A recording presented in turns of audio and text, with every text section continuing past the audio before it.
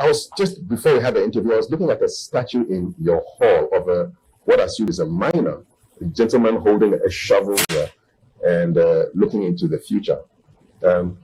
What does mining mean to you after all the years that you've been involved with this particular part of Ghana's life, really? Well, it's been my life. I mean, I started working for a mine at the age of 19 after I'd finished the sixth form. And it's been, for the most part of my working life, I've been working in mines or managing mines. So it's been an important part of my journey. Of course, I mean, you know, mining has a crucial role in the economic development of this country. Ghana is making great strides in this area. As you know, we are now the world, Africa's #1 producer of gold. At my time, South Africa was. But it says an awful lot about the nature of the beast, the nature of the industry itself, that if you don't invest, you have to replace what you are mining every day. For the gold you are taking out, you have to replace it through exploration. So if you don't, and if you are lucky, you can explore, but if you are not lucky enough, if you don't have a seventh to add your name, you'll not find enough gold to play. So your reserves have to be increased, enhanced all the time, and it can only be done through exploration. And when they stop to explore, that is when they start to die. And that's why South Africa, which was at some stage producing more than 60% of the world's gold production, you know, in the lower ranks of the ratings of gold producers. So you have to think about sustainability.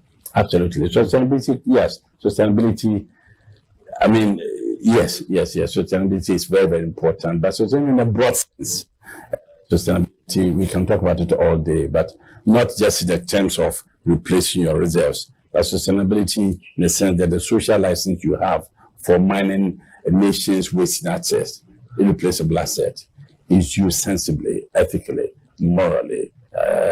You know, it is used in a manner that brings joy, satisfaction, improvement in the quality of life of those whose lives are affected by your activities. So I like to look at sustainability in a more broad sense than just replacing your reserves. Let's take it back to the beginning. Can you remember the first time you went down a hole to look for gold? And the sensations that you had? I can't forget that. I knew absolutely nothing at all about what I let myself in for. And I had applied for a scholarship from Ashanti Goldfields in those days. That was what it was called. And I had to go through an orientation program before they would confer the scholarship. And so my very first visit underground was to go down 1 mile deep. And it was incredibly hot and incredibly humid. I remember when we got down there to the level, which is about 5,800 odd feet. It was a shock to the system. But, you know, you get used to that within a few minutes. Everybody else does. So, you know, it's not a big deal. How long does it take for you to get down into the earth a mile deep? Oh, no, it's a lift. So, you know, I don't know. Couple of minutes? Couple of minutes, yes. A couple of minutes. And describe what it smelled like.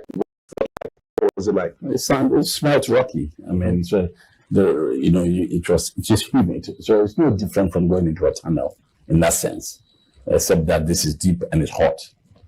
Were you scared? No, I was apprehensive, but I won't say I was scared because it's something new, and you know, when you're entering into something new, everybody gets apprehensive. I guess it's not part of nature that we all get apprehensive, but scared. No. But fear is a terrible, negative emotion. It doesn't make you think clearly, and I have never had that as part of my lexicon. Did you never ever think once that maybe I may not come back up, maybe something will collapse? You don't retain any of those thoughts when you're down there? No, I think that you focus on what you have to do and get on with it. I think that if you are going into battle and you're a soldier and you are thinking about whether, you know, if you're going to die or whatever, you may not produce your best because it can overwhelm you. That's what overwhelm you. But I went in there like all the miners, and we all went there to go and perform a job, and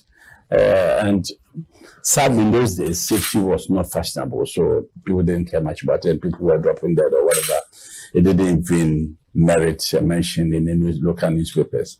But it was certainly not something which was uppermost in your mind. Mm-hmm. But of course, when you got up and then they hear that there had been an accident and some people had died and all of that, you were affected. But hey, you just get on with the business. So, what was a normal shift like? You go down 1 mile. How long do you stay out there? you go down. Typically, you go down. Let's say 6:30 in the morning, and you come back. You come up at about 2 o'clock. That's and if you had an overtime, okay. If you had to stay on, then you stay on sometimes 4 o'clock, 5 o'clock, and it's 7 days a week, 7 times a week. Any creatures down there? No, you do have mice, particularly where you use timber to support the roof. Somehow, mice will find their way into places like that. Easy, but I mean, that is nothing. No bats? No. I don't have that. No, they have that encounter, no. Is it possible now to actually go down a mine as a tourist experience in Ghana? Or maybe a disused mine? I'm talking about disused mine because, I mean, if you're going to go down, and there are very few underground mines, if that's what you mean. I mean, all the new ones are surface mines. Mm-hmm. As it were, there's no shaft, there's no cage which is going to take you underground. Okay. But I guess that if you applied to want to go to a Boise, how to have the experience, mm-hmm. I'm sure they will facilitate. Or Takwa, they will facilitate, I'm sure. Is there an experience that truly shocked you and surprised you in your experience of going down so deep? Anything that marked your mind and never made you forget about it?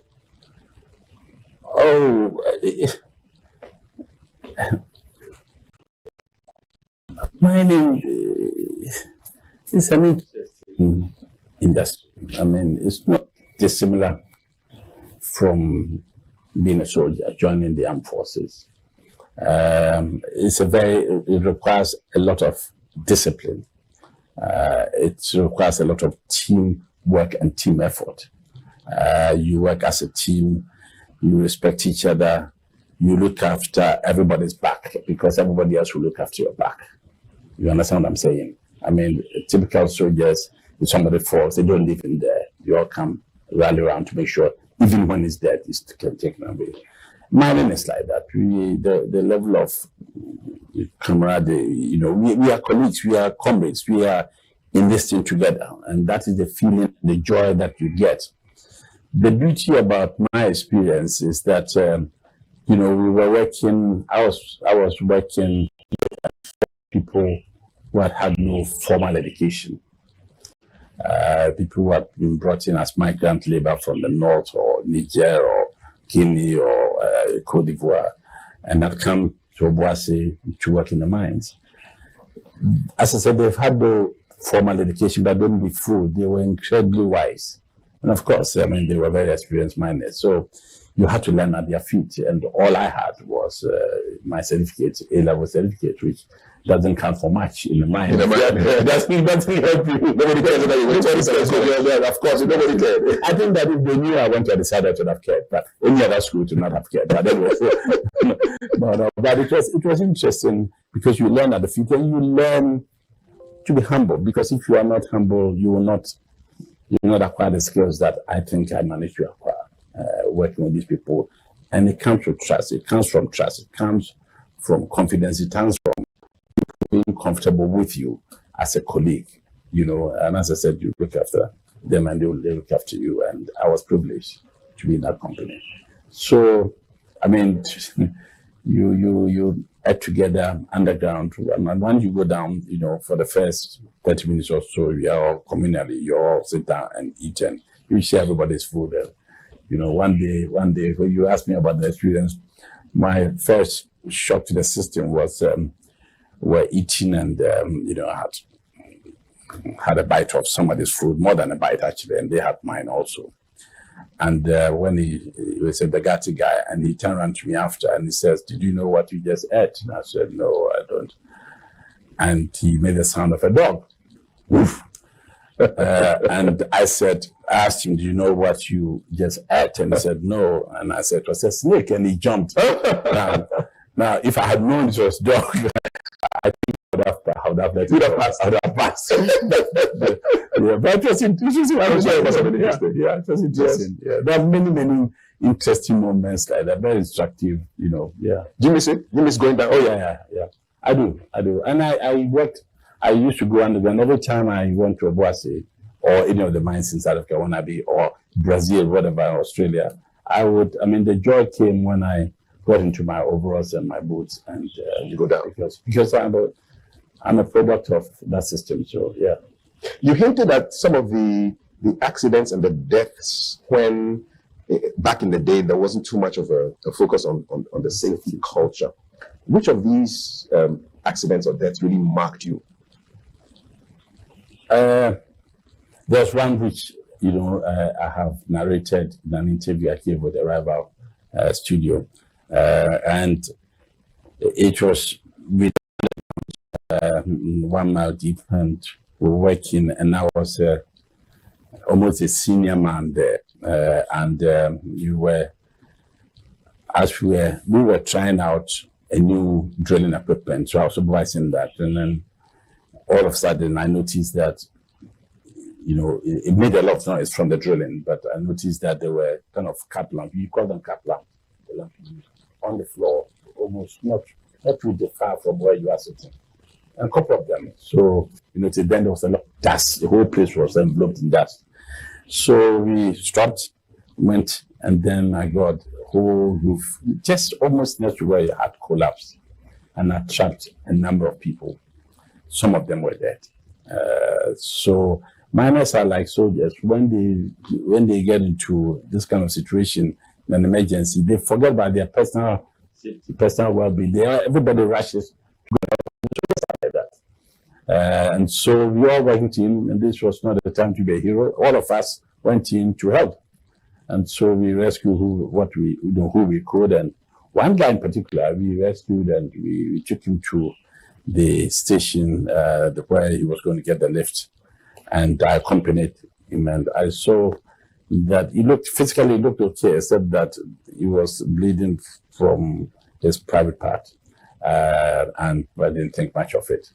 But he had obviously been crushed. There was, people had died. So as he was being taken up, because it took a while to get him, we had to use a hammer to break the rocks to release him. So as the lift was about to go up, he said to me in impeccable Fante, well,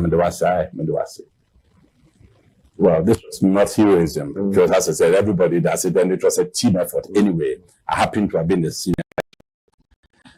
So I went back to work, and then when we surfaced here, I was told that he hadn't made it. He died when they got him to the hospital. I was quite affected by it.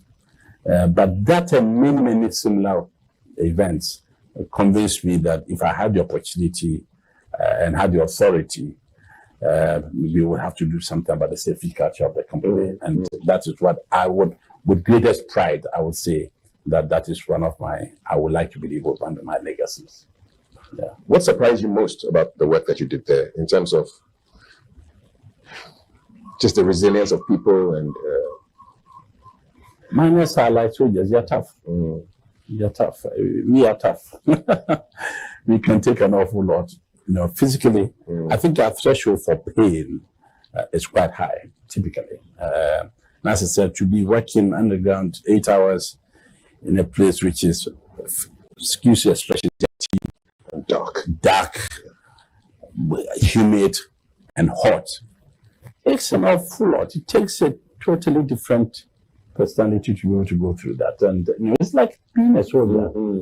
I keep back to being a soldier because that would have been my first love. I wanted to follow my father. Father was a soldier, but it didn't work out. I wasn't good enough for them. So. You're being very modest. I'm just wondering, so somebody's lost down. How long can it take for somebody to survive down there? Do you remember any? Say there's an accident and somebody's missing. Do you remember any? Actually, interesting enough, the one incident comes to mind, and if it wasn't serious, it would be funny. But one Easter, our local security picked up intelligence that Obuasi was such a rich mine in areas that whenever the gold was exposed, the were in were in competition with the employer for the same thing. You understand? Yes. So people would take chances, go underground and illegally try and mine gold and all of that. And of course, we had good security. So one fateful Easter morning, I was yanked out of my sleep that they had picked up, our security had picked up some local intelligence that some people had gone underground illegally during the Easter period. This is like I'm saying, but deep down. Yeah, deep down. Yeah. On Good Friday. And one of them had not been accounted for. So because it had not been accounted for, what got on, it was illegal. Therefore, nobody knew that they had gone underground. But of course, talk in the village. It got to the security that one guy had not been accounted for. They went legally. And because they were not going to own up that they went. So we had some from intel as to where possibly, which level, which floor in the building, or what, call it a building, that's the equivalent really. I mean, the lift takes you down to different levels. Which level he probably would have gone to, and which area, because we knew there were very areas areas which were very, very rich. And so I was the mine captain in charge of the area. So obviously I had to go with a team to go and look for him. So we looked everywhere, and then we went to one particular area. And then when we went there, strange, but we had a lift goes down in a shaft. It's a hole, nothing else. It's a hole, yeah. And there's a hole which is about 100 meters, 100 feet in depth. And it's just in that hole that you shovel into that hole, and then the locomotive will be under that to take it away. And so we noticed that there was some noise coming from the hole, which was about, let's say, 80 meters down, 80 feet or so down. Then we noticed there was a Kaplan which was fading because the battery was dying. Yeah. So we had to go down and had to lead by example. So you went. So we, the military guys, they go down, they rappel. Yeah. So we had to make one, and then go down. And boy, then I have never had such an experience before. I had never experienced such a stench. Human, what do you call it? The smell of rot, the skin or flesh. The guy had been there since Friday. He was surviving on trickles of water coming down, dirty water coming down. He was in good shape, but he had not eaten since Friday. He had not had proper water. He had not had a wash, and the stench was just overpowering. Sweat, excrement, everything overpowering. And this was a Sunday. It was Easter.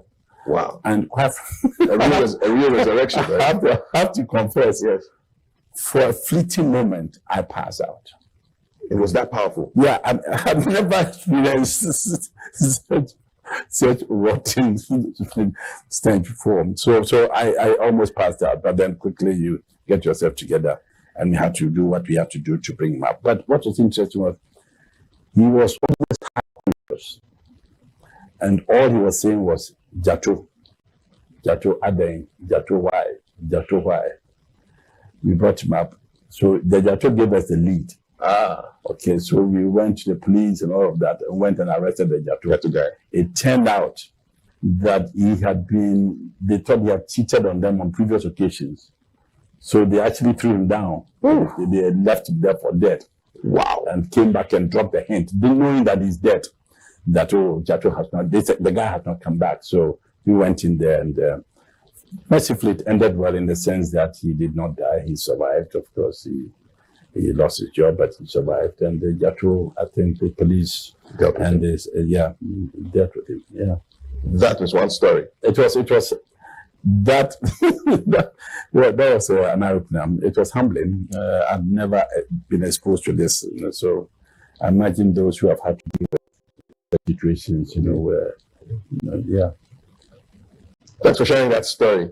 And in case you just joined us, this is GTV Breakfast. I'm sitting with Sam Jonah, and he's recounting his days deep down underground, a mile deep, hunting for gold. And now we take it to the surface, to the highest points of business excellence, where he served on so many boards, took Ashanti Goldfields to the New York Stock Exchange. What was the thrill of that experience like for you? Could you believe you were actually standing there, hitting that bell? First of all, we became a public company in 1994. And we listed in London and we listed in Ghana. So, and we needed to raise a lot of money for development of the new mines that we had acquired. And when it comes to raising money, the capital city of the world is New York. So we thought that it would help our cause. We wanted to have a convertible bond, a significant sum. In fact, it turned out it was the biggest raised by a mining company at the time. How much money were you looking for? It was about 300 million. So we had to go through a listing in the New York Stock Exchange. And quite frankly, the criteria for admission was pretty tough. And we went through that. So for me, the biggest joy came when we ticked all the boxes and they said, your listing is this particular day. Because we were breaking ground. We were punching through a glass ceiling. We were the first African company ever to be listed on the New York Stock Exchange. Now, quite a few are there. Yes. But you led the way. We were the trailblazers. Then we had a wonderful team of men and women who made it happen. We had a fantastic head of treasury lady, Ghanaian lady, and they made it happen. So my job, which was the easiest part, was to take the glory, to go there and stand and then use the gavel to open the exchange, the trading for the day. And let me just say this, that I'm not usually faced by events, of a personal nature, things which affect me. So I had not really appreciated the import of it until when we got there and the chief executive of the exchange hosted breakfast before I would go there and open the day for trading. And when he hit us that we were the first African company listed on New York Exchange. That comes with responsibility also, because it's almost like you, as a company, you're feeling the weight of your continent on your back. Because it's not for nothing that you were the first. Others may have tried, but you made it. In the real world out there, it's not easy to go past some of the prejudices and stereotypes and all of that we all go through, given what our address is. So you felt the weight of responsibility on your shoulders. And so as much as exciting as it was, and we had not appreciated that, this is just an aside, but we had not appreciated that the Ghanaian embassy wanted to be associated with this tremendous, very exciting event. Yeah. And at that time, Nana Odu of Lumapo, he'd been a very prominent king here, was in New York on a visit. Okay. And the ambassador had roped him to join us. Okay. And in New York, they brought dancers, Ghanaians. And so they had never seen this on the floor of the stock exchange. That Ghanaian dancers took over the front, throbbing and everything, throbbing and were wriggling their wrists and all of those things that we see here. Yes. And it was fun to see, fun to watch. They thought that something always new comes from Africa. Yeah, so yeah, it was a nice day. It was a nice day. How do you celebrate? I'm not sure. I didn't celebrate. I mean, it was. I was happy that happened. Mm-hmm. And then, of course, the whole press corps, I mean, my God, that's why I came out. Then that's when they hit me, the import of it, the significance of it. Because when I came out, having done this, then CNN Live, CNBC, NBC, all of them, Squawk, all of them, BBC, wanted live interviews with you. And that was sobering, that was humbling. Because it was a big deal. That's when I appreciated that it was a big deal. Take it as.